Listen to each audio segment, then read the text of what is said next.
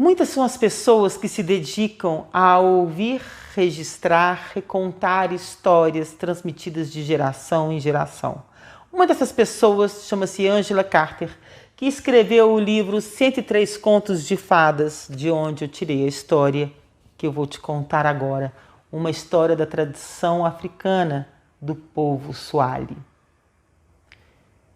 Era uma vez um rei que sonhou muito em ter uma esposa que fosse tão bela para que ele pudesse se orgulhar em apresentá-la a todo o reino, aos reinos vizinhos. E ele conseguiu.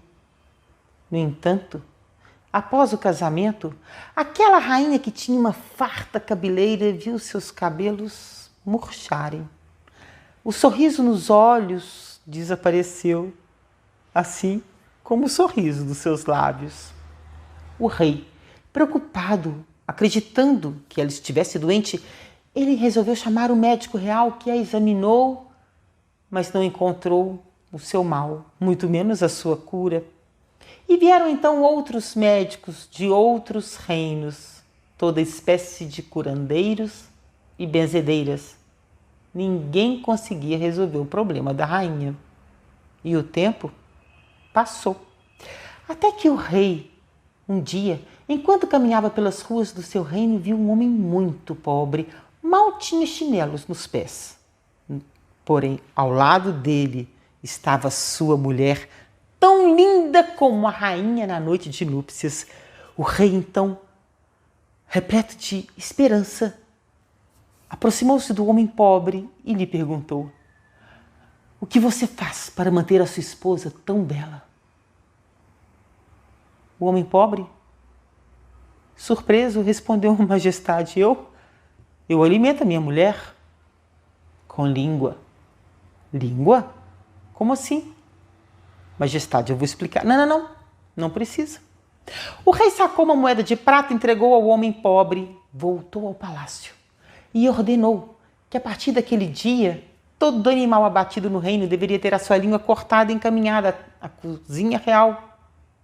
E a partir do dia seguinte, a rainha deveria comer língua todos os dias, 3 vezes ao dia. E a partir daquele dia, a rainha começou a comer língua assada, língua cozida, língua frita, língua ensopada, bobó de língua, língua empanada, língua recheada, sushi de língua. E ao contrário do que o rei esperava, ela agora já não saía mais do seu aposento. E o tempo passou. E novamente, quando o rei caminhava pelas ruas do seu reino, ele viu aquele homem pobre de novo, com aquela mulher mais linda ainda. O rei então aproximou-se dele e lhe disse: "Eu quero que você leve a sua esposa para o meu palácio e que leve a minha esposa com você para a sua casa. Agora." O homem pobre nada pôde fazer senão obedecer. As rainhas foram trocadas e, com o tempo, aquela nova rainha começou a ver os seus cabelos caírem, o sorriso desapareceu, assim como o brilho nos seus olhos, e o rei resolveu então procurar pelo homem pobre e pela rainha. Mas qual não foi a sua surpresa? Quando ele chegou à casa do homem pobre, ele não estava, mas ela estava. E ela estava, como diria Guimarães Rosa, um durame de delícias. E o rei falou: "Vejo que já é hora de você voltar ao palácio." "Eu voltar ao palácio, majestade? Por quê? Eu estou muito bem aqui." "Exatamente. Você já pode, está bom, já pode voltar ao palácio." "Majestade, eu prefiro ficar." "Como assim ficar? Você não quer ser rainha? Você não quer ser soberana sobre tudo, sobre todos? Ocupar o seu lugar que eu lhe dei?" "Não, majestade, eu realmente prefiro ficar." "Como assim? O que este homem faz que eu não faço? Diga, o que ele tem que eu não tenho?" "Oh, majestade, ele me alimenta com língua." "Como assim com língua. Afinal de contas, o que isso quer dizer? Majestade, isso significa que todas as noites, quando meu marido, esse homem pobre, chega em casa, ele me conta tudo o que aconteceu durante o dia. As coisas mais emocionantes que me levam às lágrimas e aquelas mais divertidas que me levam às gargalhadas. Esse homem pobre, majestade, ele toca, ele canta e eu danço. Ele descobriu, majestade, que eu gosto de frutas, que eu gosto de licor e quando ele pode, ele me traz uma fruta ou um pouco de licor. Este homem pobre, majestade, ele passa a noite, todas as noites, a me fazer dançar, a me emocionar, a me fazer viajar, a me contar histórias. E finalmente, aquele rei descobriu o que é alimentar com língua.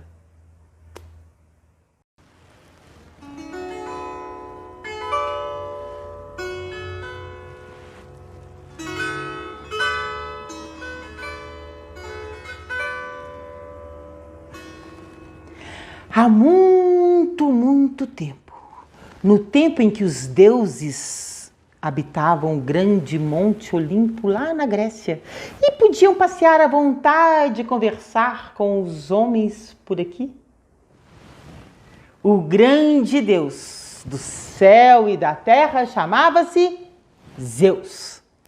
Zeus teve muitos filhos, entre eles Hermes, filho de Maia.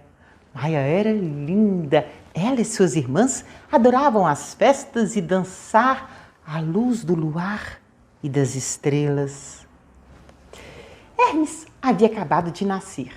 Maia, então, embrulhou seu filhinho em vários paninhos bem enroladinho e o colocou para dormir em um bercinho feito de tronco de salgueiro, que era para trazer sorte, sabedoria e esperteza à criança. E quando Hermes percebeu que agora Maia dormia num sono profundo, ele abriu um olho, abriu outro olho, viu que não tinha ninguém olhando, saiu correndo com uns chinelinhos, umas sandálias que tinham peninhas para trás. E ele foi rapidamente até um campo e encontrou várias ovelhas por lá. O problema é que aquelas ovelhas estavam sendo cuidadas por Apolo, nem lhes pertencia, só que Apolo tinha que cuidar delas. E Hermes, numa distração de Apolo, e rápido como só ele era, ele amarrou na cauda de cada ovelha galhos repletos de folhas de árvores e as levou para bem longe de lá. E na medida em que as ovelhas andavam, aqueles galhos eram balançados para um lado para o outro, de modo que as ovelhas não deixassem rastros. E Hermes chegou até uma caverna. Duas daquelas ovelhas ele sacrificou para oferecê-las aos 12 deuses do Olimpo. Na verdade, 11, só que ele já se considerava o 12º deus. E logo ele viu uma tartaruga por ali. Tirou-lhe o casco, fez vários orifícios, pegou as tripas das ovelhas que ele havia sacrificado, esticou bem esticado, até que elas virassem assim, cordas, linhas bem finas, e as amarrou no casco da tartaruga furado e fez com ela uma lira, a primeira lira do mundo, a primeira lira do Olimpo. E ela era tão boa, era tão lindo aquele som, que qualquer um ao ouvi-la podia esquecer de todas as suas dores, suas angústias, suas preocupações e ter o coração pacificado, a alma alimentada de esperanças. Agora Hermes já estava satisfeito. Então voltou para o seu bercinho, enrolou-se novamente nas suas faixas e continuou a dormir. A lira dele ficou ali ao seu lado.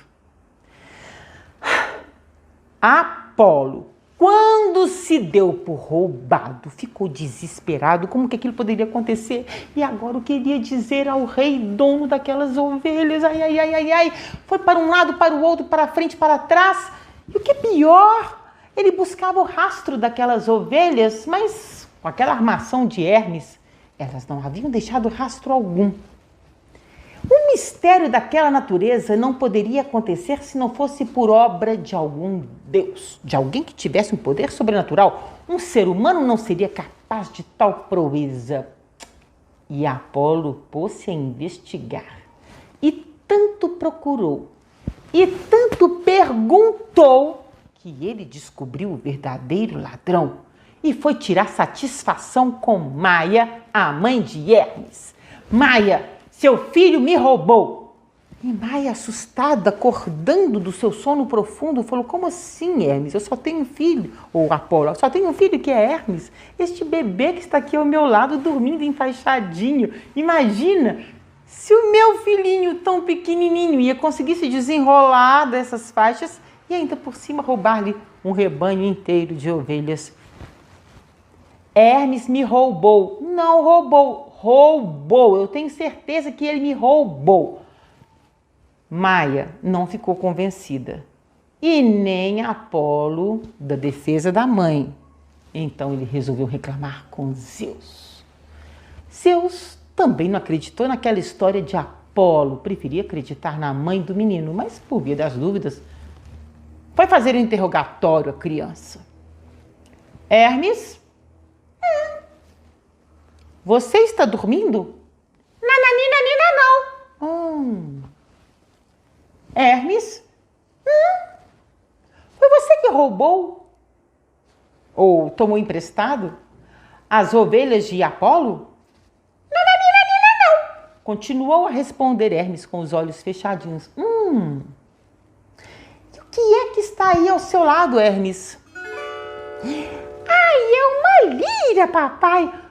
Uma lira? Nunca vi uma lira? Papai, fui eu que fiz. Foi você que fez a lira. Mas que criança mais esperta. Pois então, se você foi capaz de fazer a lira, você também foi capaz de se desenrolar dos paninhos e certamente teve a capacidade de levar as ovelhas de Apolo. Não, Hermes, você é meu filho, mesmo que não fosse. Nada justifica uma mentira. Agora, você é um Deus, meu filho. Um Deus não precisa mentir de modo algum. É uma vergonha para você. Entendeu, Hermes? Então, Hermes, confesse e peço desculpas a Apolo. Hermes, você precisa pedir desculpas a Apolo. E Apolo, não me bastam as desculpas, eu preciso das ovelhas de volta. Mas era impossível devolver as ovelhas. E então Hermes, vendo que todos estavam muito nervosos, começou a tocar a sua lira. E aquele som invadiu todo aquele ambiente. E aquele som penetrou no coração de Maia, de Zeus e de Apolo, que imediatamente esqueceu toda a sua preocupação, a sua raiva, o seu medo, a sua angústia. E encantado pela lira de Hermes, falou: bom, Hermes, já que você não pode me devolver as ovelhas, eu acho justo que você me dê a sua lira. Zeus olhou para o filho e achou também que era justo. E Apolo foi-se embora com a lira, que na verdade foi feita por Hermes. E Hermes então se desvencilhou daqueles paninhos e foi brincar. E foi então que ele achou um tanto de bambus.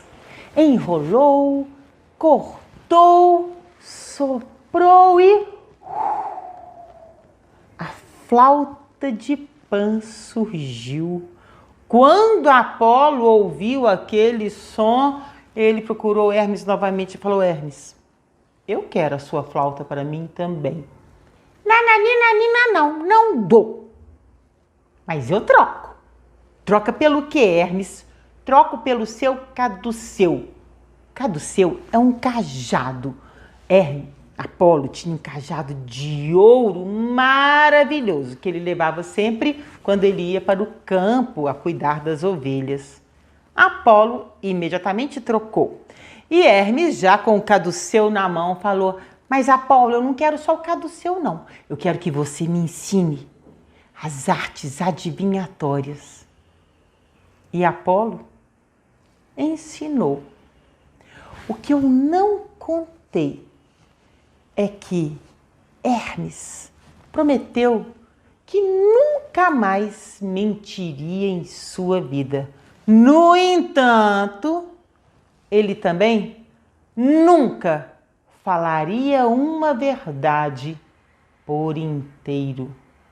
E é por isso que hoje, até hoje, quando a gente quer descobrir algo, principalmente algo que seja profundo e verdadeiro, a gente se lembra de Hermes.